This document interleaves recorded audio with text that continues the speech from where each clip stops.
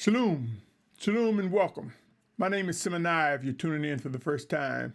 Now I've put together a playlist, a series of messages for us to begin to think about things to do. There's a lot of talk about end times. So whether you consider yourself chosen or called, or even one who may be of unbelief, the world is changing. Conditions are changing. The way we interact with one another is changing. There's a lot of warning about end times, a lot of narratives dealing with end time prophecies or the end of the world or climate change. But I say to you, and all that's being said and brought to your attention to those who are aware, my recommendation is that we begin to think about things to do, how to govern ourselves during such time as these. This is part 8, and I want to direct your attention to some things that I believe we need to consider doing. Things to do. Inform the children. Start having conversations with your children. For any event of catastrophic situations, give them some instructions on what to do, how to do it, where to go, how to vet and examine those that they come in contact with before they find themselves being misguided or misled. Inform your children of the realities of what's unfolding. Identify meetup places. Alternative, a plan A, have a plan A, a plan B, maybe even a plan C. But have these serious conversations, my brothers and sisters. Know your directions. Know the difference between north, south, east, or west. Teach your children. Vet those that are around you to see, do they know how to tell time? Sometimes, given your position of where you live, you can tell during the daylight hours based off of the position of the sun. It can help you determine north, south, east, or west. But at the very least, know your directions or know those who are able to discern the directions and give specific instructions to one another.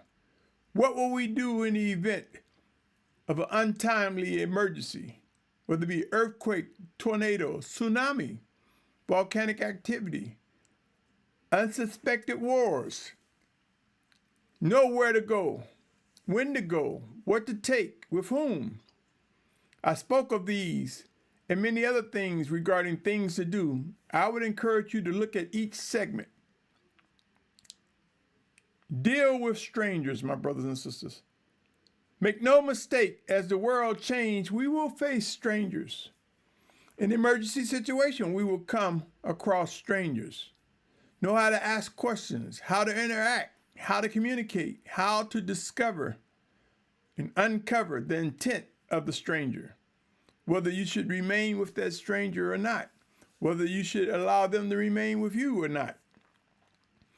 Always be watchful. Each day, be mindful. And I'm not saying worry and be scared, but just be mindful of the things that are happening around you and even beyond your city, state, even beyond your country, province, or whatever municipality or government structure you're in. Be mindful of the things that are occurring.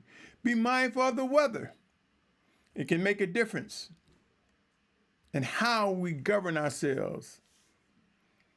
Always be watchful, my brothers and sisters. Have conversations with one another. How you doing today? What's your outlook in life? What's your week? How's your week going? What do you anticipate going forward? And always fear the Almighty One, for in fear of Yahuah, knowledge comes. Fear of the Almighty One will bring knowledge. It causes us to pause and seek to discern what must be done in given situations. Start having conversations with people saying things to do. What do we do as the world evolves, as things changes? Have those conversations with friends and family, with children. For when emergency times come, if we find ourselves separated, it'd be too late to talk about what should be done at that time. Again, my name is Symmanayah, and I want to put a series of things to do in spite or in lieu of everything people telling us of what's going to happen and what's happening. What do you do?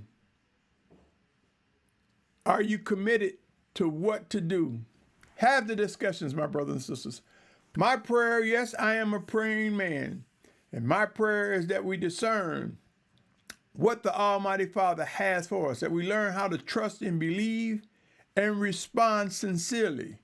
It's time to embrace the realities of what's unfolding before us.